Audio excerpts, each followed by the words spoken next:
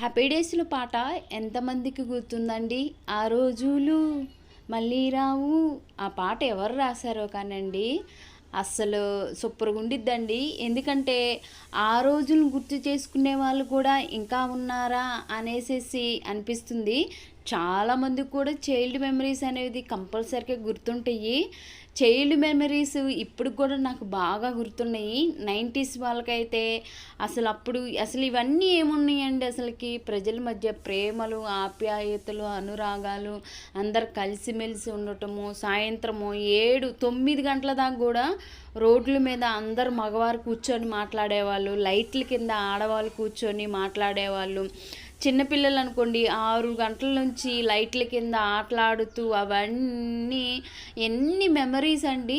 అలా మేమైతే మాది పక్కా పల్లెటూరు. బయట మంచం వేసుకొని చక్కగా మా అక్క నేను కూర్చొని ఆకాశంలో చుక్కలని చూసుకుంటూ, అప్పటికి ఏది సరిగ్గా తేడా తెలియదు కదా, దేనికి దానికి ఏంటి తేడా అనేది తెలియదు కదా. సో అప్పుడు ఎన్ని ఆటలాడుకుంటూ అసలు ఇవేమీ లేదు, చాలా హ్యాపీగా ఉండిపోయేది.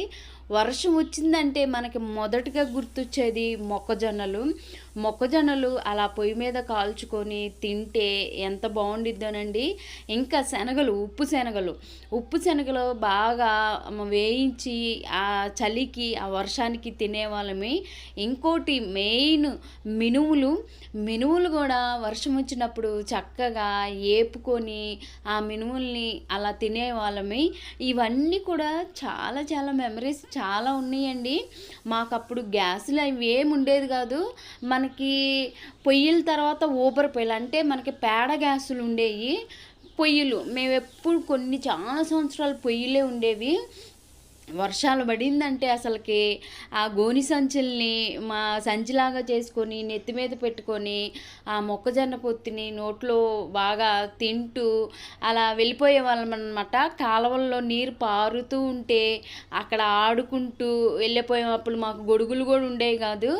ఈ గోని సంచులు ఉండేవి కదా, ప్లాస్టిక్ ఇంకోటి అవే చేసుకొని గూడులాగా నెత్తి మీద పెట్టుకొని వెళ్ళిపోయే వాళ్ళం అనమాట. మనకి వర్షం వచ్చిందంటే బజ్జీలు ఇవి అప్పుడు ఇవండి ఉప్పు శనగలు, కందులు వేపేదనమాట మా అమ్మ. మినువులు ఇవన్నీ కూడా అప్పుడు స్నాక్స్ అనమాట. అవి తినే అప్పుడు ఎంత మంచిగా ఉండేవాళ్ళండి. ఇప్పుడు ఓపికలు లేవు, ఏమీ లేవు, అంతా వృధానే.